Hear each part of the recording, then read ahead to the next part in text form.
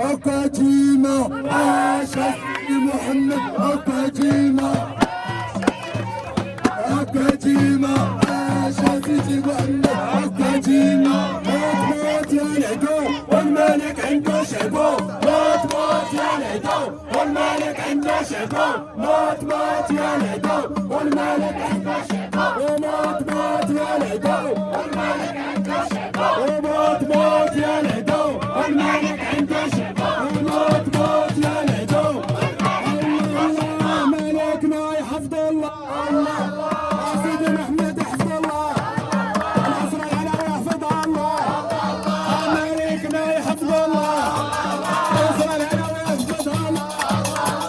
المغرب يحفظ الله والشعب يحفظ الله بلادنا يحفظ الله مراكش يحفظ الله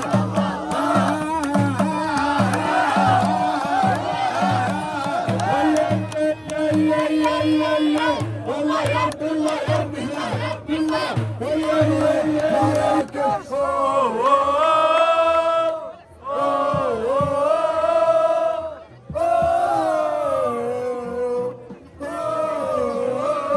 مراكش ملكنا واحد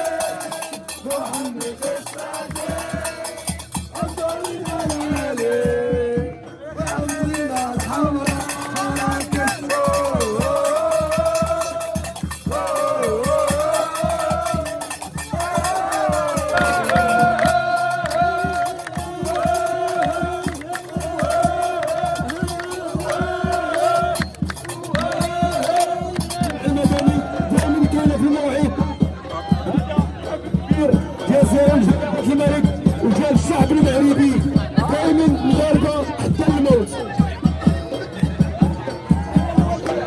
لسانك يا سلام تحية حرب بلاد أرضك سمحت حرة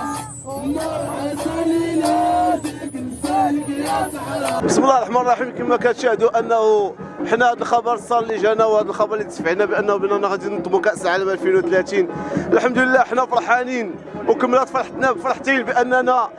كما كنقولوا بمحل الصدفه ان تلاقينا مع الناس اللي استقبلونا في دوله قطر في كاس العالم 2022 لانه كما كتشاهدوا ماما لا فاطمه زهراء والسي رضوان والعائله ديالهم اللي استقبلونا وحنا جيت سعداء بهذا الاستقبال وكنعاودوا نكرروا لهم الشكر على حسن الضيافه في دوله قطر لانه جاوا من قطر حتى المغرب وتصادفوا مع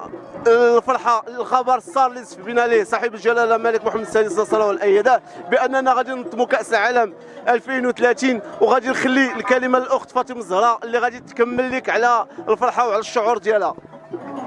شكرا خويا يونس. الصراحه احنا فرحانين بزاف، كانت فرحه غير متوقعه باننا ننظموا كاس العالم ديال 2030. صراحه فرحه كبيره بزاف عشناها في دوله قطر، وكيف ما قال الاخ باننا كنا يعني ماشي حنا معروف علينا حنايا المغاربه، معروف علينا الضيافه، معروف علينا الكرم، فما محتاجينش اننا حتى نمشيو لبلاد اخرى واننا نبينوا هذا الكرم ديالنا، لا بالعكس حنايا اولاد الخير كيف ما كنقولوا. فكنتمنى وهاد الفرحه تكبر ان شاء الله، وعلاش لا ما يكونش الكاس ديالنا ديال المغرب ما ديناش في قطر ان شاء الله نديوها هنا في المغرب والله ينصر الوطن الملكي بالصدق الوفاء. احنا جايين من تحت الرعايه صاحب الجلاله نصره الله ويحفظه